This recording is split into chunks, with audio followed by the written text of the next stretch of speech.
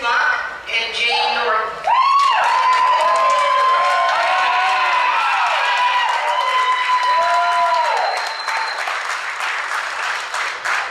Mr. Buck, you're going to have the first opportunity to make an opening statement. Your opening statement is 2 minutes, and then when we get to closing statements, Ms. Norton, you will go first for closing statements.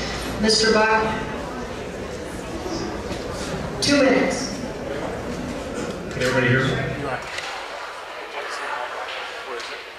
Good evening, folks. How are you today?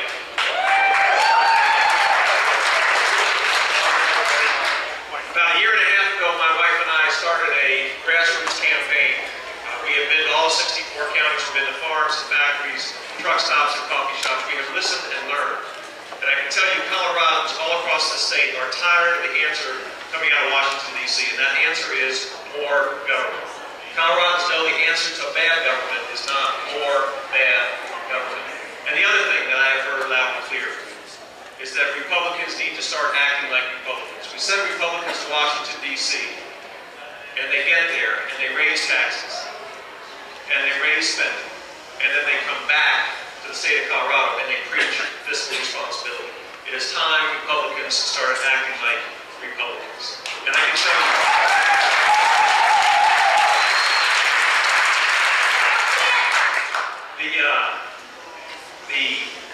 one of the main issues that I keep hearing about is the arrogance in Washington, D.C. And we see it with them giving themselves pay raises. We see it with them hiding things in big healthcare bills. We see it in so many ways.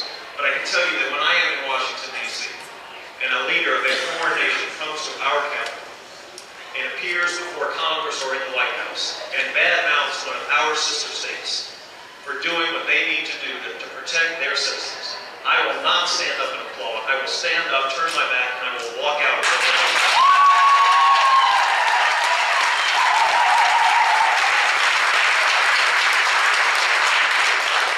I want to thank you for your support. I want to thank you for being here and taking the interest in learning about the candidates. And I look forward to answering the question that's coming up soon. Thank you. Thank you. Ms. Norton, the timer's right out in front of you. Yes. Douglas County, are you ready to take our country back? Anybody concerned about $13 trillion in debt?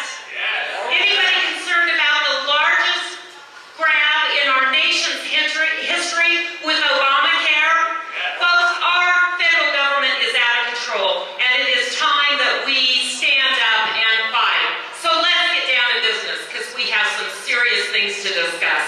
I am pro-life, pro-business, pro-marriage, pro-freedom, pro-Second Amendment, and pro-10th Amendment. And here are my principles. I believe in freedom, personal responsibility, the power of every individual. And this is my agenda. First and foremost, repeal Obamacare. Balance the budget without raising taxes. No earmarks. No bailouts. Cut discretionary spending by 20%. No cap and trade. Drill and more. Drill on the road plateau where I'm from. Secure our borders. No amnesty. We have to stand with Israel. We have to prevent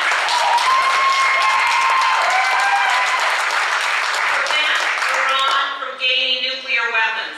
We have to prosecute the war on terror. We have to win the war on terror. This is my agenda. This is an agenda that can renew America.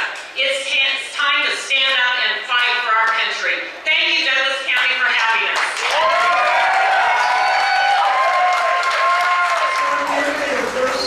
You'll go first for your first question. Okay. All right? You will have 1 minute and 30 seconds. And where would you like us? Right up here? Right here. Okay, so you can see your time. The first question is, what are your top 3 strengths for this position if elected?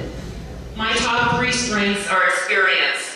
I have had healthcare background experience, and if we are to repeal Obamacare, we need somebody who knows about healthcare reform. Secondly, I have integrity. I haven't needed to take an ethics class, and that's important.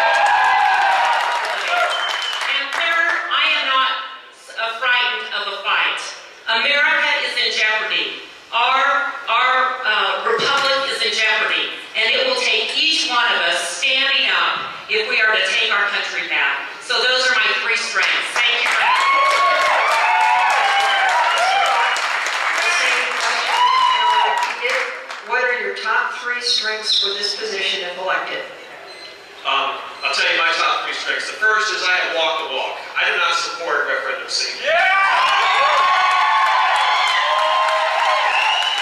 largest tax increase in the history of the state of Colorado.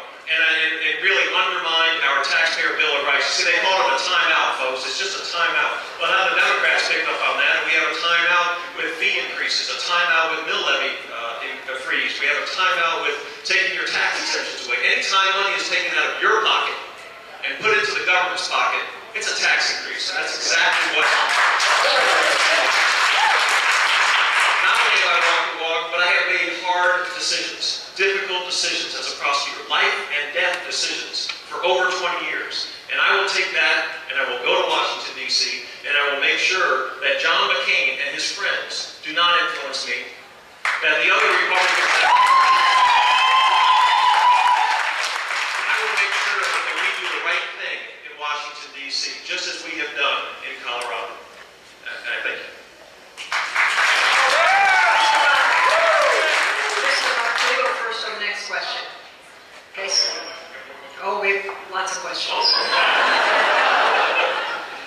Okay, the next question is cap and trade against state sovereignty? You have a minute and a half. Yeah, absolutely, it is against state sovereignty. Cap and trade is one of those mandates coming out of Washington, D.C. that impedes our ability to make our own decisions. The federal government has a role in environmental quality. It does not have a role in suffocating our energy production. It does not have a role in ruining our jobs in this state, especially our energy production jobs in this state. The federal government not only is it a short-sighted policy as it pertains to state sovereignty, but it will hurt our manufacturing, bringing manufacturing jobs back to this country, and it will hurt us in so many ways. The cap and trade is short-sighted, and it clearly impedes on the 10th Amendment and what was meant to be delegated to the states. Thank you, Mr. Cap and trade is against state sovereignty. And more important than that, it is the largest tax increase that we have seen in the history of our country. We need an all-of-the-above energy policy. We need Colorado's clean-burning coal. We need our oil and gas. We need hydro. We need nuclear. We need wind. We need solar. We need it fast. We need it now. We need it clean.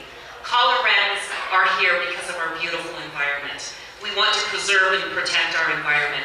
We have the technologies to do it in a way that will ensure that we have energy security.